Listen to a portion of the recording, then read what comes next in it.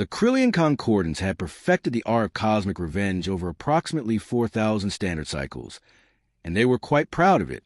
While lesser civilizations wasted resources on imprisonment, rehabilitation, or the messy business of execution, the Krillians had discovered something far more elegant, letting the universe do the dirty work.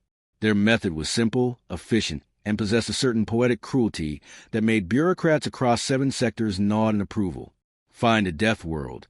And the galaxy had plenty of those planets where evolution had apparently woken up on the wrong side of the cosmic bed and decided violence was the answer to everything. Strip the offenders of all technology beyond basic survival gear, and drop them off with a cheerful wave and a passive-aggressive good luck with that. Nature handled the rest, usually within 72 hours. The system had a perfect success rate.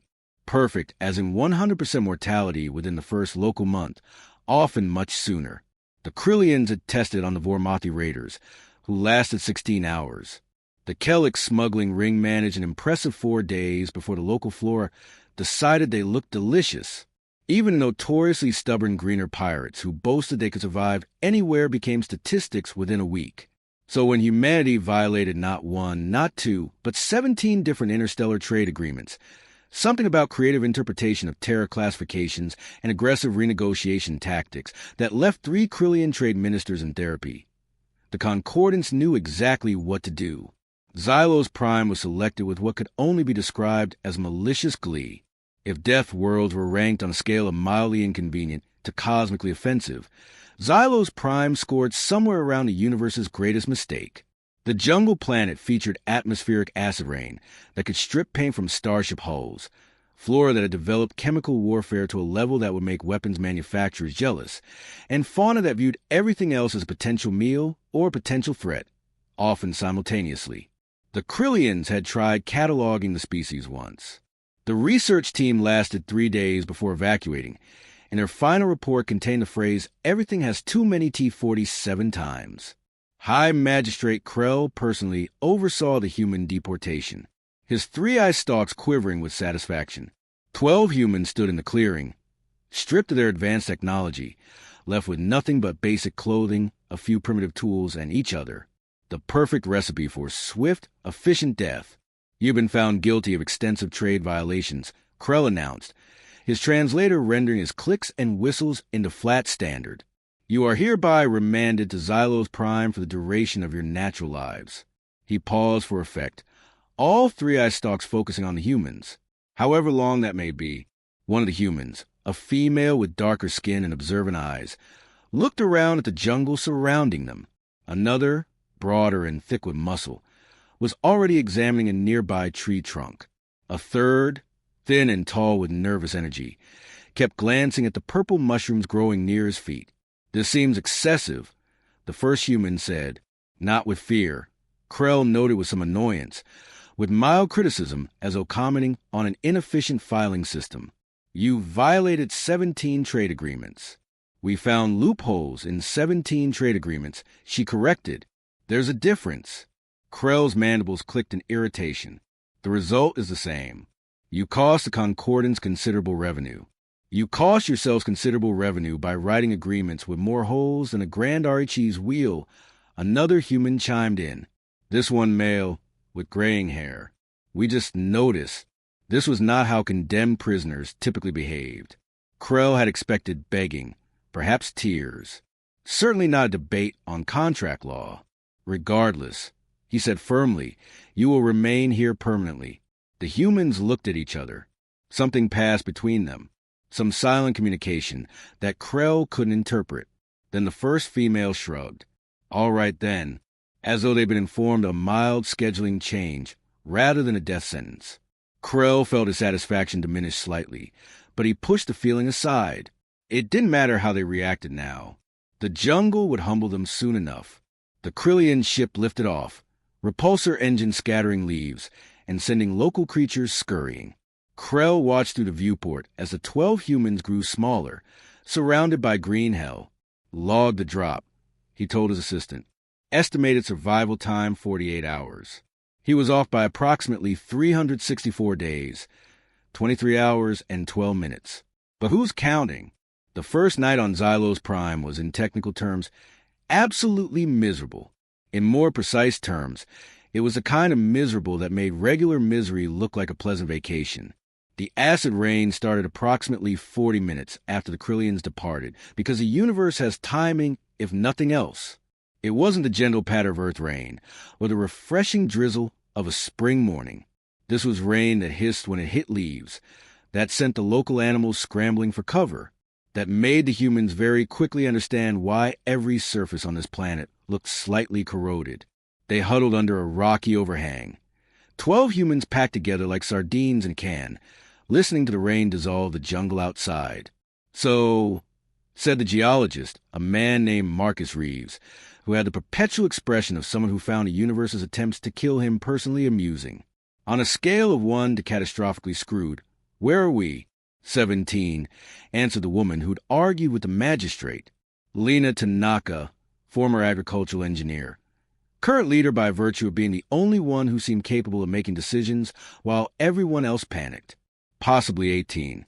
The rain is acidic, observed Dr. Sarah Chun, their closest approximation to a medical expert, holding up a piece of fabric that was already developing holes. Significantly acidic. Everything here wants us dead, added Dmitry Volkov, the muscular one who'd been examining trees. I've identified 3 separate plants within visual range. They're almost certainly poisonous. For, corrected Amara Jones, their botanist, pointing at a vine with innocent-looking flowers. That one secretes a contact toxin. See the discoloration on the rocks below it? Fantastic, muttered James Wright, the man who commented on the mushrooms. Absolutely fantastic. What followed was perhaps the most human response possible to imminent doom. They started arguing about food. Those purple mushrooms could be edible, James insisted. Or they could liquefy your internal organs, Amar countered. Only one way to find out. Yes, death. Death is the way to find out. I'm just saying we need to eat eventually. Eventually can be tomorrow after we don't die from the acid rain. Marcus laughed. Actually laughed, which made several people stare at him. You realize the Krillians expected us to be dead by now, right? They're probably toasting our demise with whatever passes for champagne in their culture. We're not dead yet, Lena said firmly. She had that tone, the one that suggested arguing would be pointless and possibly dangerous. And we're not going to be. Bold claim, Marcus observed. Given that literally everything on this planet is hostile, everything on Earth was hostile once, Lena replied. Our ancestors dealt with it. Our ancestors had millions of years to adapt. Then we'd better work fast. The rain continued through the night, a constant hissing reminder of their situation. They took turns keeping watch, though watching for what none of them were certain. The jungle produced sounds that ranged from vaguely concerning to absolutely horrifying, including something that sounded remarkably like screaming coming from the plants themselves. That's not normal, whispered Priya Gupta, their engineer, during her watch shift. Nothing here is normal, replied Thomas Chun, who'd been assigned to watch with her. Normal left when we violated trade agreement number 3. That one was your fault, by the way. Hey, how was I supposed to know their definition of volatile cargo included anything with a pH below 7? By reading the agreement? I skimmed it. You skimmed a legal document governing interstellar trade. In my defense, it was 47 pages long. Dawn arrived with the subtlety of a freight ship, sudden and complete. The rain stopped. The jungle, which had been producing horror movie sound effects all night, switched to what could only be described as aggressive bird calls mixed with concerning rustling. 12 humans emerged from their rocky shelter, tired, hungry, damp, and remarkably, impossibly alive. Right, Lena said, looking at the jungle that wanted them dead with an expression that suggested the feeling was becoming mutual. Let's figure out how this place works. Marcus grinned. Now we're talking. The Krillians, had they been monitoring, might have recognized that expression. It was the same one humans got right before doing something either brilliant or catastrophically stupid. Often both. A reasonable species, when dropped on a death world, would focus on immediate survival, find water, secure shelter, maybe cry a little. The Krillians had documented this pattern across 17 different species, and the behavior was remarkably consistent. Humans, because they had apparently never read the manual on how to be properly doomed, did something different. They started taking notes. Water source located. Called out Dmitri from approximately 50 meters into the jungle, his voice carrying back to their makeshift camp. Stream flowing east, crystal clear. Don't drink it yet. Lena yelled back. Clear doesn't mean safe. Obviously, Dmitri responded, sounding offended. I'm not an idiot. This was debatable given their current circumstances, but no one mentioned it. Lena had divided them into teams with the efficiency of someone who'd done this before, which she hadn't. But apparently agricultural project management and survival expedition leadership used similar skill sets. Who knew? Team 1, led by Dmitri, mapped water sources. Team 2, under Amar's guidance, cataloged plants with the explicit instruction, look, don't touch, definitely don't taste. Team 3, Marcus and Priya, examined geological features because, as Marcus explained with perhaps too much enthusiasm, rocks tell stories. The remaining team members worked on improving their shelter, which currently amounted to a rocky overhang that provided protection from acid rain, but failed spectacularly at every other shelter-related function. By day 3, they had notebooks, actual physical notebooks created from bark that Amara had identified as probably not toxic, and sap that James had discovered worked as adhesive. The pages were rough. The binding was questionable, but they were functional. We're making field journals on a planet trying to kill us, observed Sarah, watching James carefully press together another notebook. This seems insane. Welcome to humanity, James replied cheerfully. We looked at the food chain on Earth and decided we wanted to be at the top despite having no claws, no venom, and the running speed of a particularly slow gazelle. Insane is what we do. The notebooks filled quickly with observations that would have made xenobiologists weep with either joy or frustration, possibly both. Marcus's geological surveys revealed that Xylos Prime had volcanic activity, which explained the mineral-rich soil. It also explained occasional tremors that made everyone freeze and question their life choices. The planet is geologically young, Marcus announced, sketching rock formations with charcoal on bark paper. These formations suggest active tectonic movement, which means earthquakes pre-finished. You're telling me on top of acid rain and homicidal wildlife, we have earthquakes and volcanic vents, which could be useful. Useful how? Marcus grinned. Heat source, potentially mineral deposits, maybe metallurgy if we're clever. That's a lot of ifs. I'm an optimist. You're insane. Both can be true. Amar's botanical surveys were simultaneously fascinating and terrifying. She'd identified 47 distinct plant species in their immediate area, of which 43 were toxic, 2 were possibly edible, and 2 were still under investigation, pending further testing that no one wanted to volunteer for. The purple mushrooms, she announced on day 5, produce a compound that neutralizes acid. Everyone stopped what they were doing. Neutralizes? Lena asked carefully. I tested it with the rain. The compound breaks down the acidic molecules. Amara held up a leaf she'd coated with mushroom paste, while other leaves showed acid damage. This one remained intact. It's actually quite elegant biochemistry. Can we eat them? James asked immediately. Let's start with not dissolving in the rain, and work our way up to culinary applications. Dimitri's water surveys revealed something unexpected. The stream he'd found connected to an underground network. The water was clean, filtered through layers of volcanic rock that removed impurities. Nature's own purification system, free of charge. It's almost like, Dimitri said, standing knee-deep in crystal water. The planet isn't actually trying to kill us. It's just aggressive about defending itself. That's a very charitable interpretation, Thomas observed from the bank.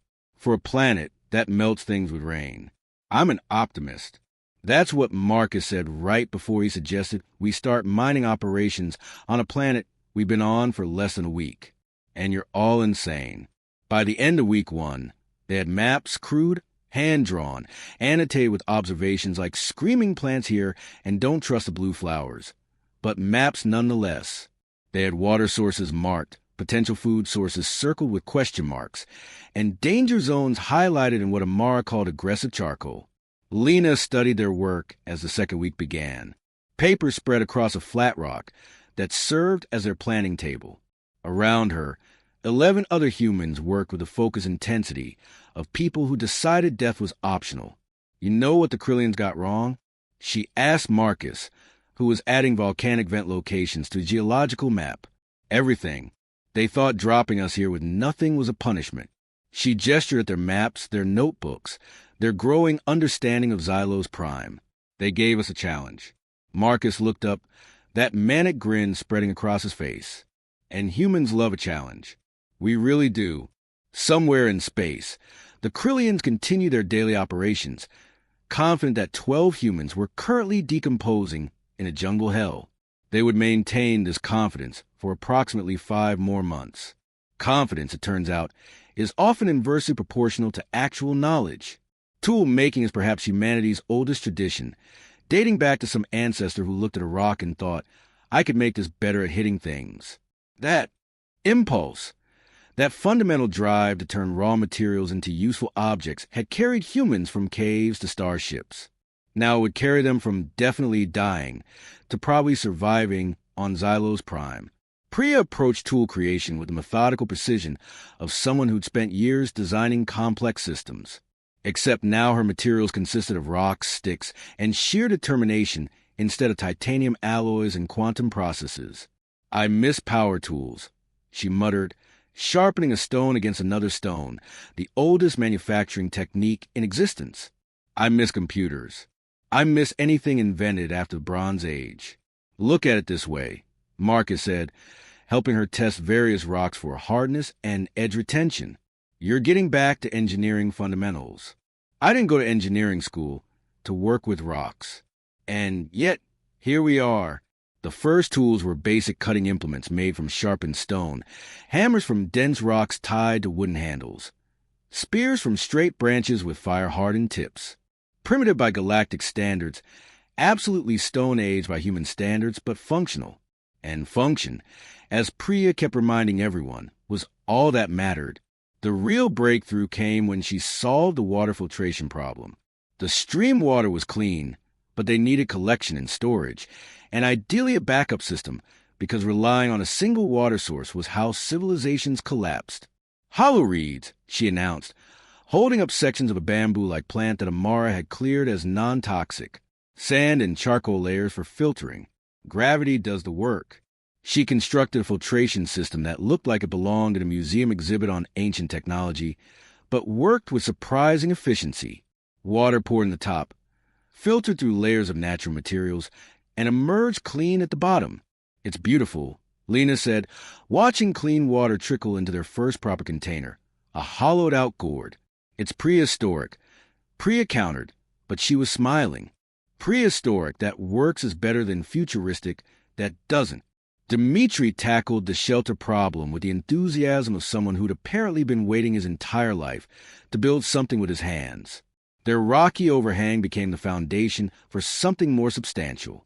Walls woven from branches and sealed with a mixture of clay and that purple mushroom compound that Amara had discovered.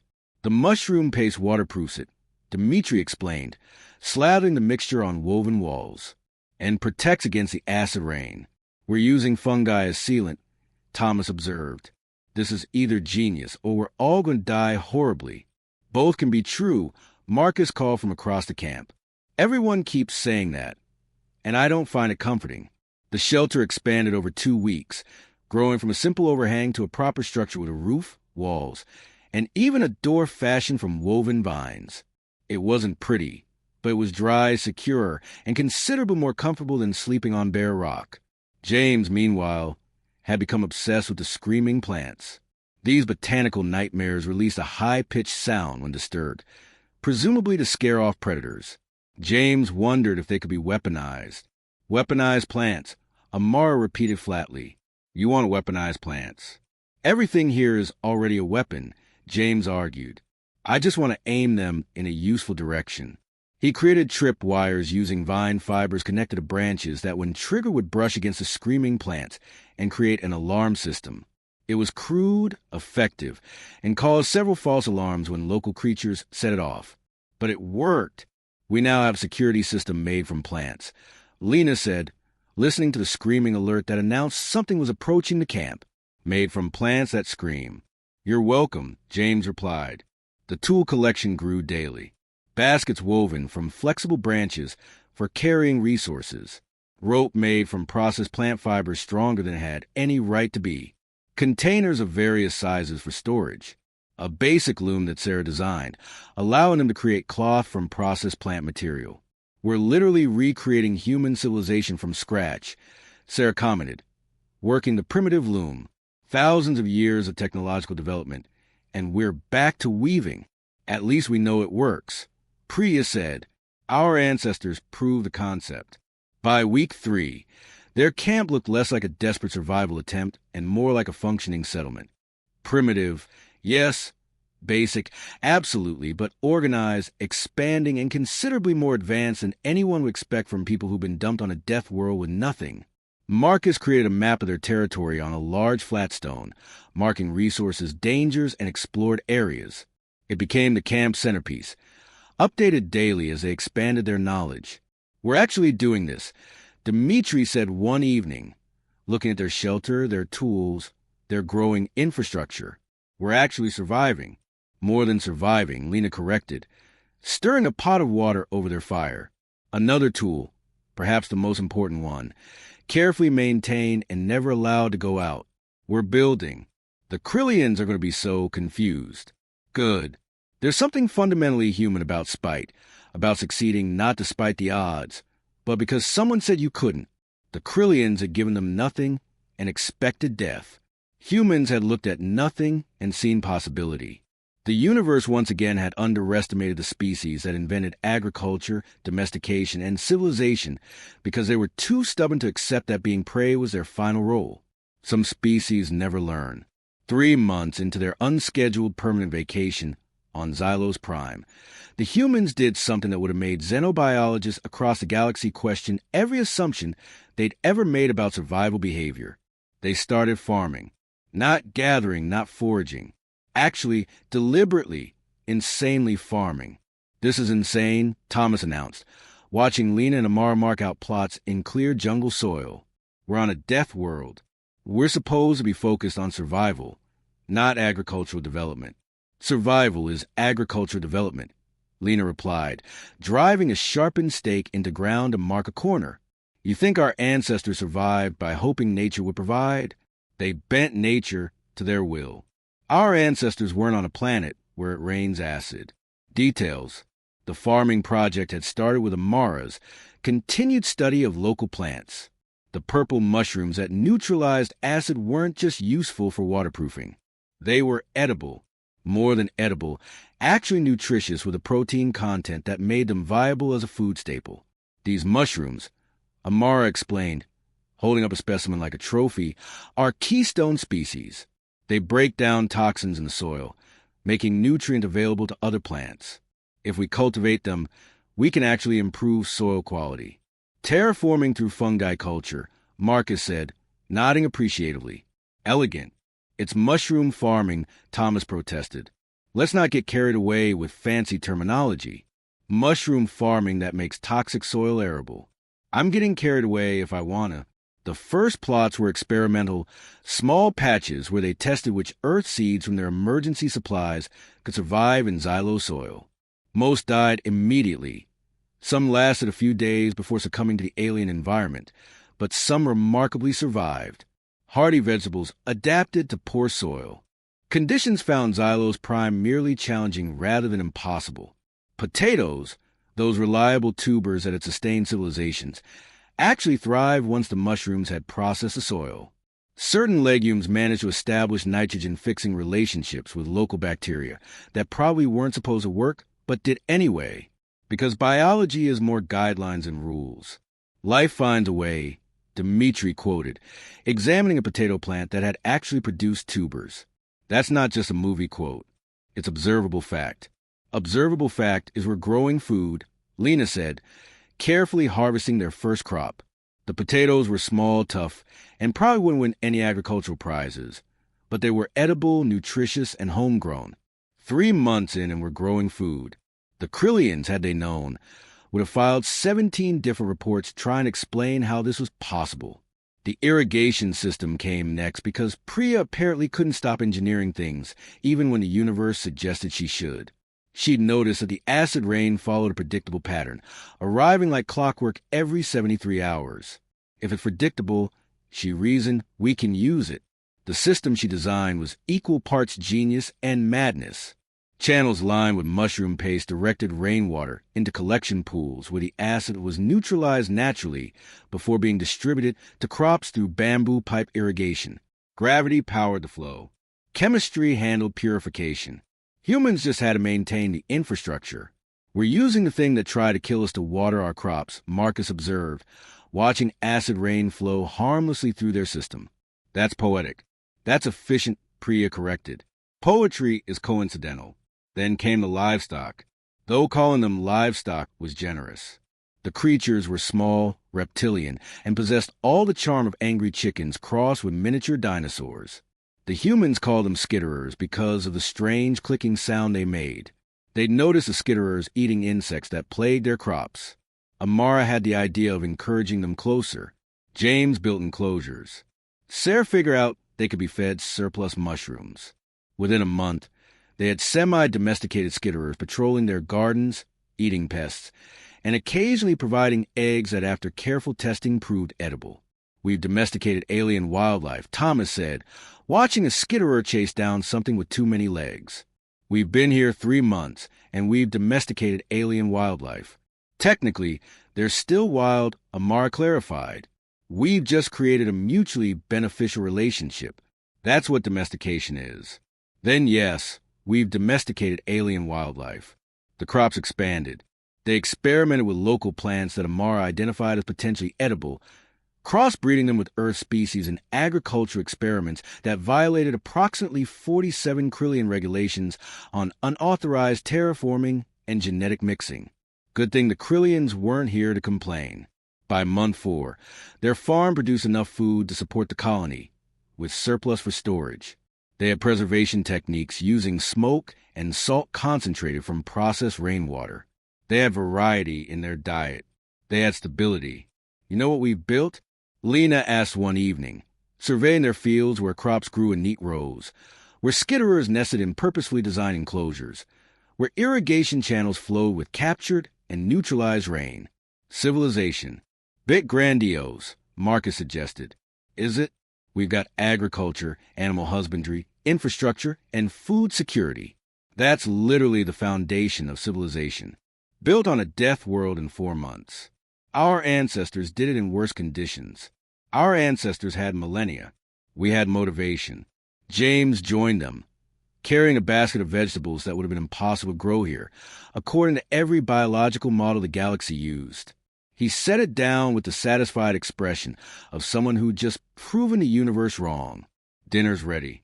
The universe, it seemed, kept underestimating how much humans could accomplish when properly motivated. Usually that motivation was being told something was impossible. Humans heard impossible and thought challenge accepted. 6 months after the deportation, High Magistrate Krell returned to Xylos Prime with all the confidence of someone checking on a job well done.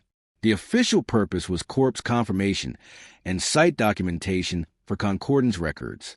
The unofficial purpose was satisfying bureaucratic thoroughness and maybe enjoying some vindication.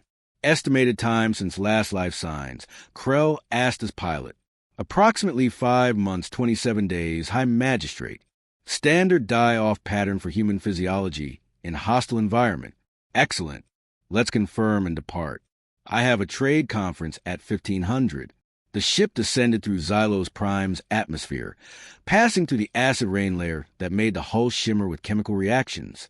Below, the jungle spread in every direction, green and hostile, and utterly inhospitable to off-world life.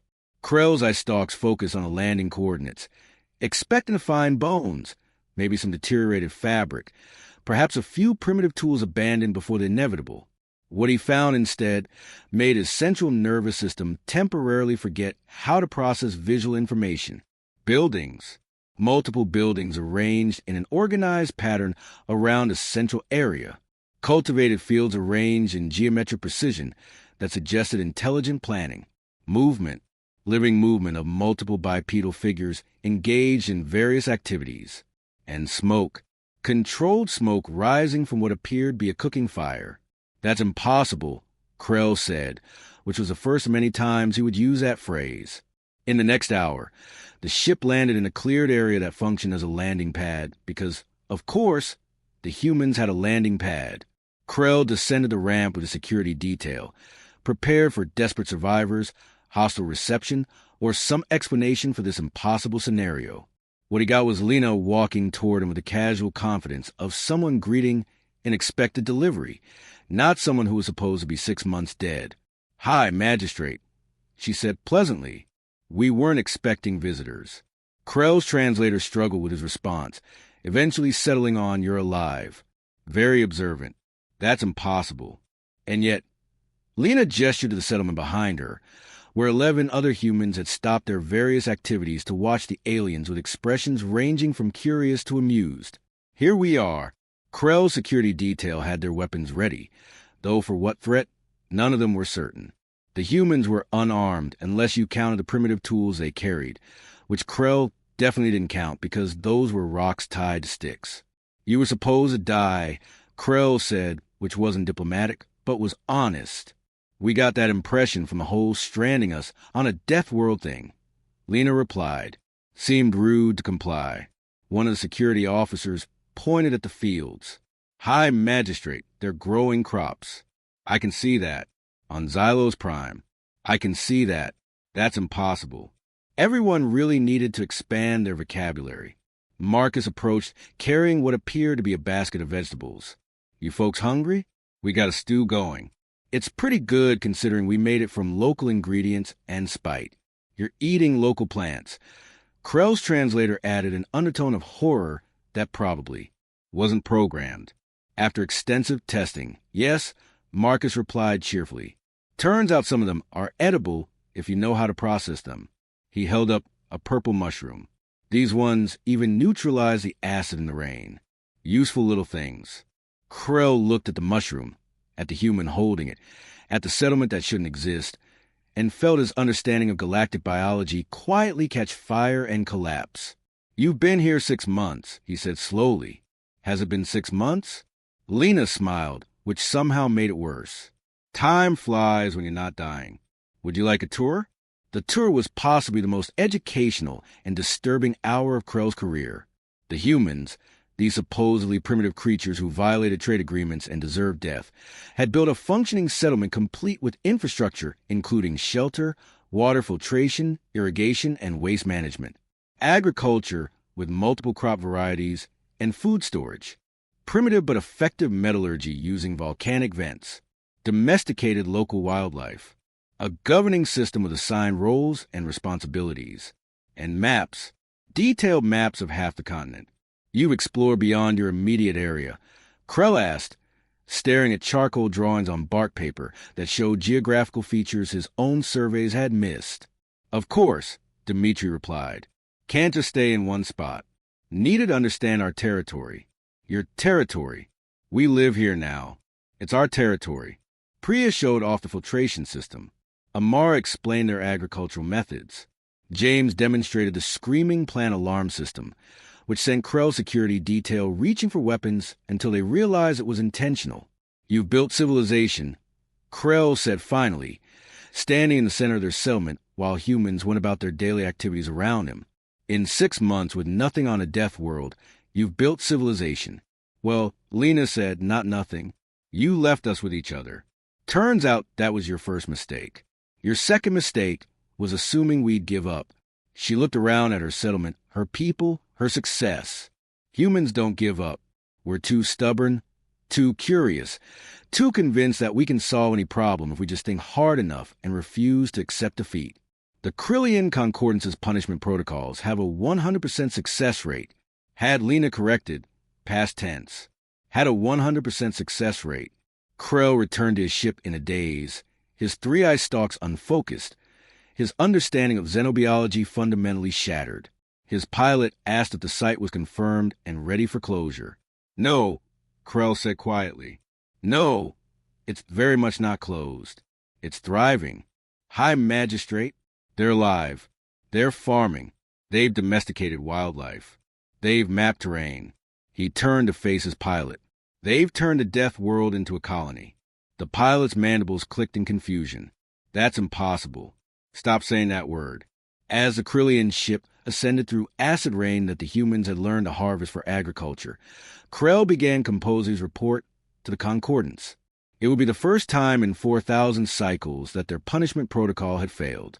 Fail was putting it mildly. The protocol hadn't just failed, it had inverted. The humans were thriving. Somewhere below, 12 humans were probably laughing about it. 1 year.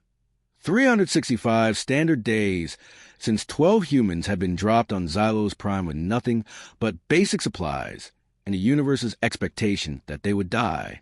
Instead, they'd thrown a party. Anniversary celebrations on a death world, Marcus said, raising a cup of fermented mushroom beverage that Sarah had created through careful experimentation and what she called aggressive chemistry. We've officially crossed into absurd territory. We crossed into absurd territory when we started farming, Thomas countered. This is just commitment to the bit. The settlement had expanded considerably. What began as a single shelter now consisted of 7 buildings arranged around a central plaza. Residential structures, a communal dining area, a workshop where Priya performed her engineering miracles, a storage facility for their surplus food, and what Lena insisted on calling the administrative building, despite it just being a hut with maps. Their fields covered approximately 3 acres, carefully tended gardens producing consistent yields of both earth crops and processed local plants. The irrigation system had been upgraded twice, now featuring reservoirs and channels that directed water with impressive precision. The skitterer population had grown. Several females had laid eggs, hatched offspring, and those offspring were noticeably more comfortable around humans than their parents. Domestication in real time, evolution driven by mutual benefit rather than natural selection. Second-generation skitterers are friendlier, Amara noted, watching a juvenile skitterer eat from James's hand. They're learning that humans mean food and safety. We are creating a new relationship between species, James said, scratching the skitterer under its chin, which it seemed to enjoy. On a planet we've been on for 1 year. Our ancestors took thousands of years to domesticate dogs. Our ancestors didn't have our experience. We've got the cheat codes. Marcus's geological surveys have revealed something extraordinary. Mineral deposits accessible through careful excavation. Copper, iron, and something that looked remarkably like tin, which meant bronze was theoretically possible. Bronze, Marcus had explained, sketching plans for a primitive smelting operation. We're talking Bronze Age technology. We've been here 1 year. Priya reminded him. Yes, and if we work efficiently, we could have bronze tools by year 2. Maybe even steel by year 5, if we figure out carbon content. You're planning a 5-year technological development timeline. I'm an optimist. The smelting operation was currently under construction near a volcanic vent that provided consistent heat. Priya had designed the furnace using clay bricks that Dmitri had learned to make, creating a structure that could reach the temperatures necessary for metallurgy. We're literally recreating human technological development, Thomas observed, watching them test the furnace. Stone Age, Bronze Age. What's next? An industrial revolution. Let's master bronze before we start planning factories, Lena suggested. Their maps now covered half the continent. Detailed surveys showing resources, hazards, and geographical features. They discovered 3 more streams, 2 lakes, a cave system that Marcus wanted to explore, and a mountain range that promised mineral wealth if they could reach it. We could establish a secondary settlement. Dmitri proposed during one of their regular planning meetings. Expand our territory, access new resources. We're 12 people, Sarah reminded him. 13 actually, she added, touching her stomach with a significant look. The silence that followed was profound. You're pregnant? Lena asked carefully. Approximately 3 months. I've been monitoring symptoms, and the math checks out. So yes, definitely pregnant. James hooped. Marcus laughed. Amara immediately started calculating nutritional requirements. Priya began planning nursery infrastructure.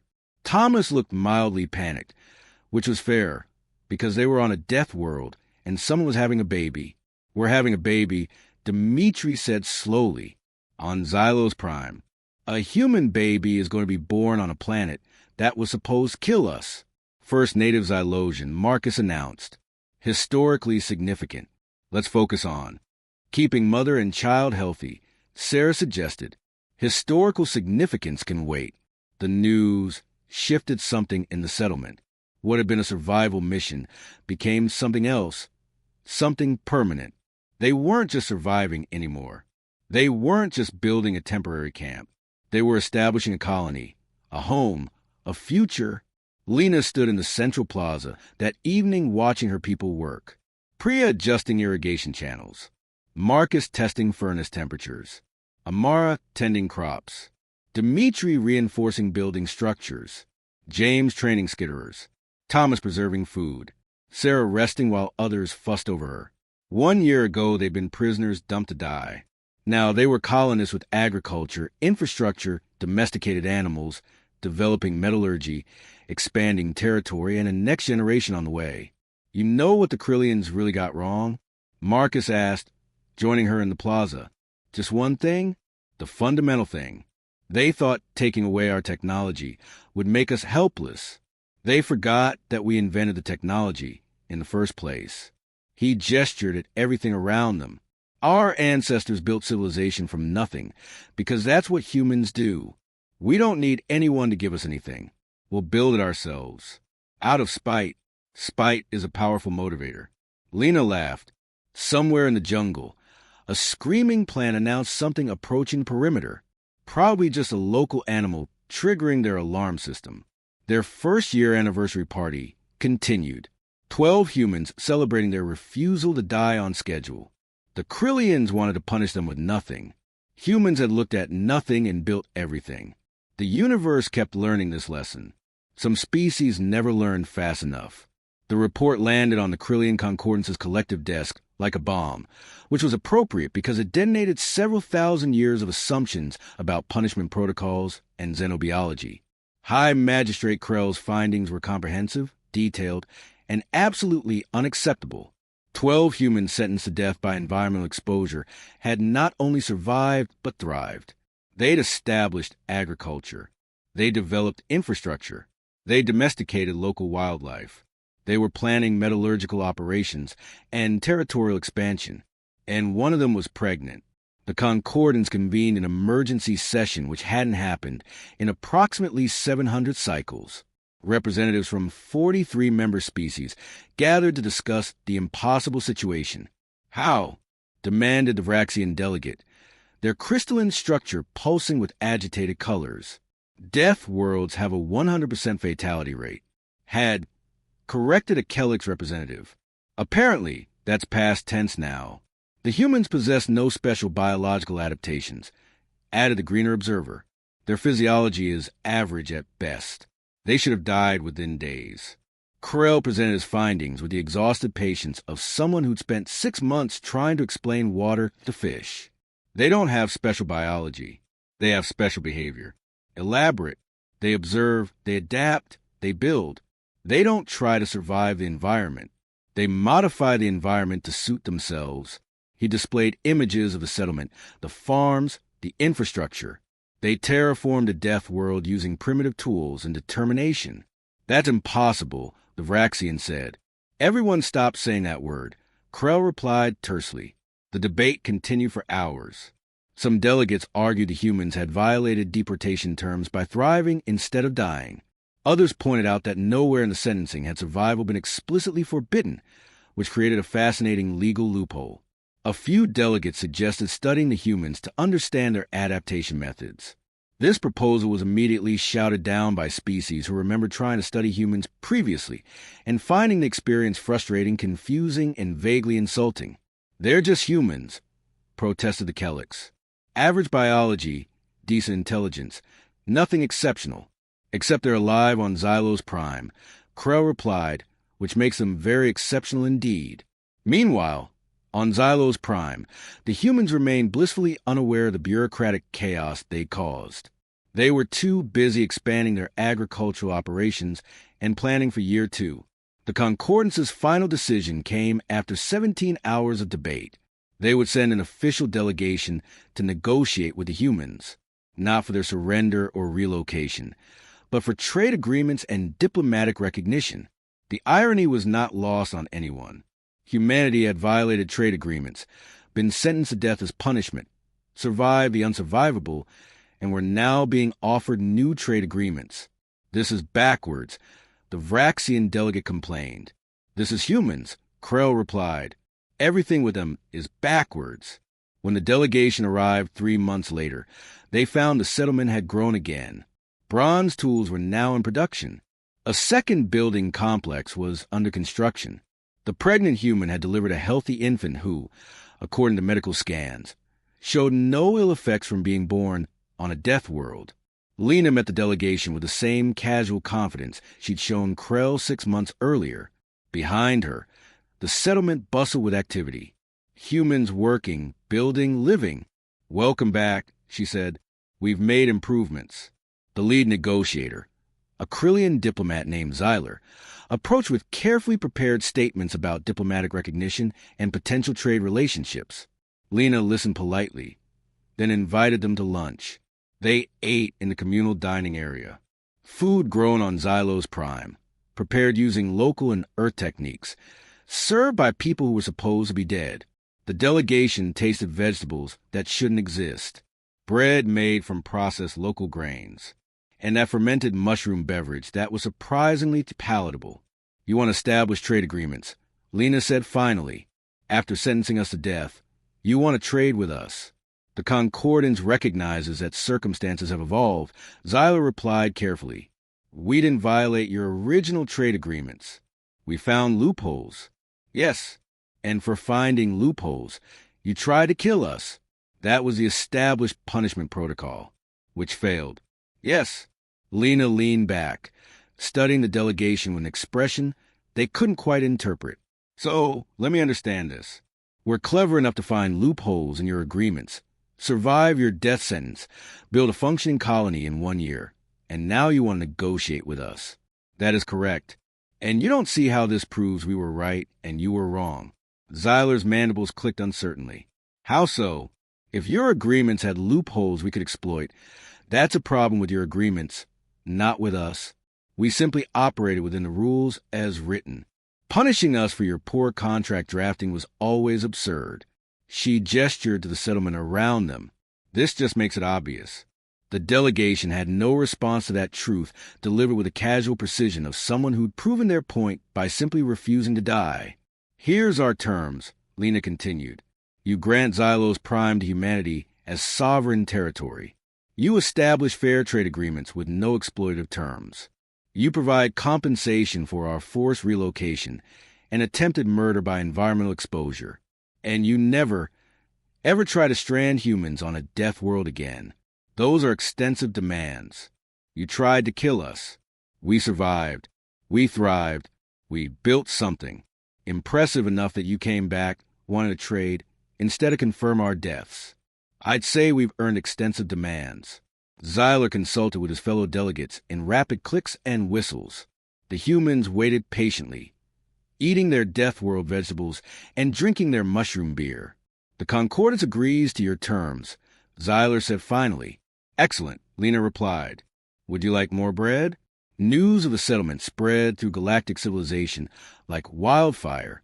Xylos Prime, the death world with a perfect kill rate, had been defeated by 12 humans with nothing but knowledge, determination, and apparently unlimited stubbornness. Other species began requesting information about human adaptation methods. Several wanted to establish joint research operations. A few even asked if humans would consider terraforming operations on other hostile worlds. 3 human ships, as it turned out, had already requested colony coordinates for Xylos Prime before the diplomatic negotiations concluded. Because if there was one thing humans loved more than surviving the impossible, it was proving people wrong. The Krillian Concordance updated their punishment protocols.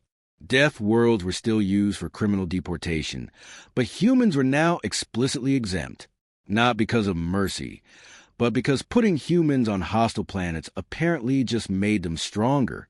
Krell filed his final report with a note that would become famous in diplomatic circles. Recommendation: never give humans a challenge. They will accept it, succeed at it, and then charge you for the privilege of witnessing their success. On Xylos Prime, the settlement continued growing. Year 2 brought more construction, expanded agriculture, successful bronze production, and 2 more pregnancies. Year 3 saw a second settlement established near the mineral-rich mountains. Year 5 had a population of 47 humans spread across 3 settlements with developing trade routes. The planet that was supposed to kill humanity became humanity's greatest advertisement. They'd been left with nothing and built everything. They'd faced a world designed to destroy them, and instead made it home. The land remembered what the Krillians had tried to do, and the humans remembered, too. They remembered, and they built anyway. They built out of survival. Yes, but also out of spite, curiosity, stubbornness, and the fundamental human conviction that being told something was impossible was just another way of saying challenge accepted. Xylos Prime would eventually become one of humanity's most successful colonies. Its story told across the galaxy as proof that humans couldn't be defeated by simple environmental challenges. The Krillians learned an expensive lesson about the difference between advanced and adaptable. And somewhere in the settlement's central plaza, on a carved stone monument, someone had written the colony's unofficial motto. They left us with nothing. We made it enough, because that's what humans do. They take nothing and make it something. They look at impossible and laugh. They face a universe that wants them dead and build civilizations. Anyway, the galaxy kept underestimating humanity. Humanity kept proving them wrong.